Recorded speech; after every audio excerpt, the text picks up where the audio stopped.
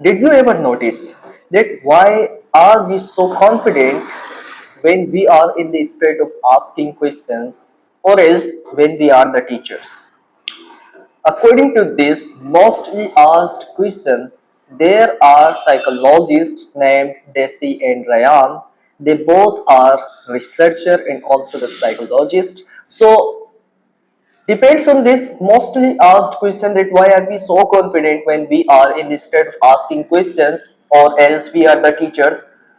क्या होता है कि जब हम टीचर्स होते हैं स्टूडेंट्स को पढ़ा रहे होते हैं तो हमारे पास ऐसे ऐसे आइडियाज आ रहे होते हैं ऐसी सी बातें हमारे पास आती हैं कि हम खुद हैरान होते हैं कि क्या सच में मैं हूँ। जी हाँ, ऐसा क्यों होता है कि आप इतने कॉन्फिडेंट होते हैं कि आपकी जितनी नॉलेज होती है वो तो होती ही है आपके जहन में, मजीद ये आपके पास प्रैक्टिकल लाइफ से ऐसे ऐसे एग्जांपल्स उठकर आ जाते हैं। क्यों? Because you are in the state of asking question and you are so confident. So for the answer of this question, Desi and Ryan, they started researching and then gave a theory named SDT, self-determination theory.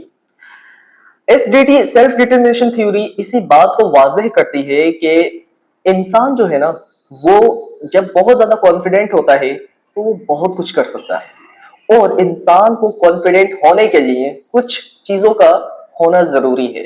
So they said humans have three innate psychological needs. इंसानों को ना तीन चीजों की basic जरूरत है जिसकी वजह से वो कॉन्फिडेंट हो सकता है, वो बहुत अच्छा परफॉर्म कर सकता है कहीं भी, किसी भी इदारे में, किसी भी जगह पर। नंबर वन है autonomy, number second competence and number third relatedness. अब ऑटोनॉमी क्या है? What is autonomy? Autonomy means in short and just words when you feel like autonomous, when you feel like making choices on your own, so this is called autonomy.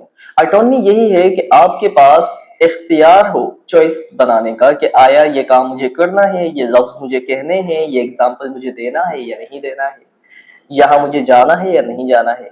So autonomy बहुत ज्यादा जरूरी है। कोई भी इंसान अगर आपको बहुत ज्यादा कॉन्फिडेंट नजर आता है तो आप देखेंगे कि वो इंसान आजाद है।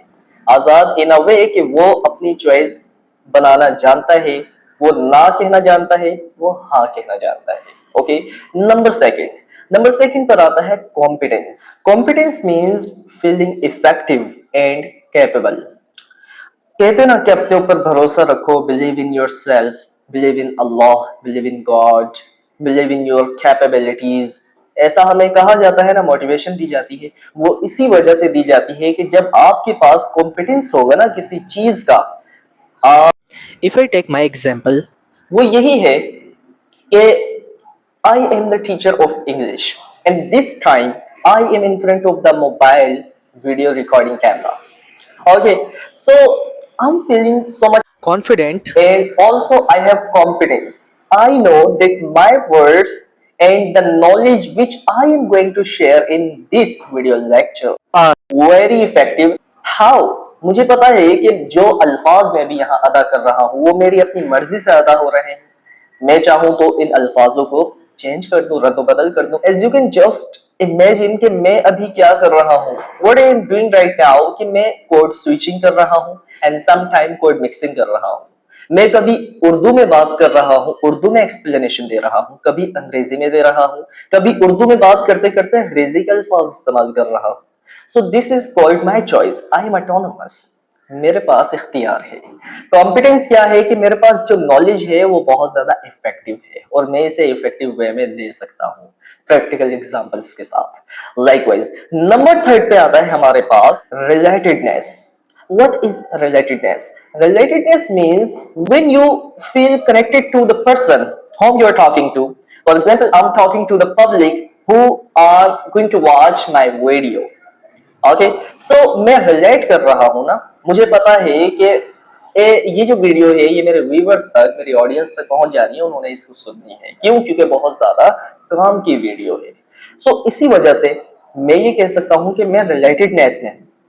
अब जब एक बंदा रिलेटेडनेस फील करता है ना तो फिर ऑटोमेटिकली वो बहुत ज्यादा कॉन्फिडेंट हो जाता है. So when these three basic needs are meet, so motivation and well being increases. So these three needs, autonomy, competence and relatedness, are like fuel for intrinsic motivation. When they are satisfied, you are more likely to be confident, motivated, engaged and much happier. So बच्चों, I hope कि आपको आज ये question बहुत अच्छे से समझ आ गया होगा. डेसी एंड रेयान ने जो हमें बताया रिसर्च करके कि हम जब टीचिंग के शोबे में जाते हैं या हम कहीं पर भी जब सुपेरियर बना दिए जाते हैं, हमें लीडर बना दिया जाता है, तो ऑटोमेटिकली हमें लीडर वाली कुव्वत आ जाती है.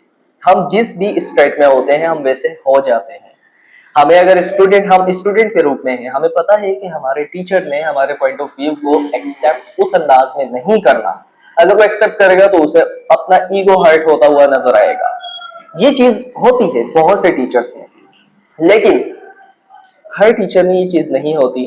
जैसे कि अगर मैं अपना एग्जांपल लूं, तो मेरे जब स्टूडेंट्स मुझे कोई एग्जांपल देते हैं या किसी चीज पर मुझे डायरेक्ट या इनडायरेक्टली वो ऐसा कुछ कह देते हैं जो कि हर्ट करने वाला होता है, एज अ टीचर वो एक्सेप्ट करने वाली बात नहीं होती. लेकिन वहां पर भी मैं उन स्टूडेंट्स को ना तो टोकता हूं और ना ही उन्हें जलील ख्वार करना शुरू कर देता हूं सबके सामने. इनडायरेक्टली ऐसा मैं नहीं करता. मैं उन बच्चों को उनके वे में समझाने की कोशिश करता हूं कि बेटा बहुत अच्छा आपने किया है, ये जो आपने आइडिया दिया है ना, ये तो बहुत अच्छा आइडिया है. मैं उन्हें इस अंदाज में गुफ्तगू करके उनके जो पॉइंट ऑफ व्यू है उन्हें क्लियर करता जाता हूँ. लेकिन most of the time teachers क्या करते हैं कि उनकी ईगो जब हर्ट होती है तो वो उस बच्चे को नजरअंदाज कर देते हैं, उसे डांट डपट शुरू कर देते हैं. फिर वो बच्चा आइंदा नेक्स्ट टाइम किसी और टीचर के सामने इस तरह, यानी उसके माइंड के अंदर कुछ भी आ रहा होता है तो वो बोलने से डरता है. फियर ऑफ स्पीकिंग उसके पास आ जाती है. नॉलेज बहुत होती है, कॉन्फिडेंस भी होता है बच्चे के पास, लेकिन ऑटोनॉमी नहीं दी जाती ना उसको. तो जब आपको ऑटोनोमस बनाया जाता है तो आपके पास कॉन्फिडेंट आपके आइडियाज तमाम आप प्रोड्यूस करते हैं, आप आउटपुट करते हैं उसका, जिसकी वजह से फिर आप टीचर की नजरों में भी आते हैं. लेकिन आपका अंदाज अच्छा होना चाहिए एज ए स्टूडेंट. और जब हम टीचर की बात कर रहे हैं या फिर हम किसी ऐसे बंदे की बात कर रहे हैं जिसके अंडर में लोग काम कर रहे हैं, तो ऑटोमेटिकली आप में कॉन्फिडेंस तो आ जाता है. लेकिन आपके पास कॉन्फिडेंस होना भी जरूरी है. अगर आपको किसी भी कंपनी का या किसी भी ऑर्गेनाइजेशन का कोई बड़ा काम सौंपा जाता है तो उसके बारे में आपको नॉलेज होना जरूरी है.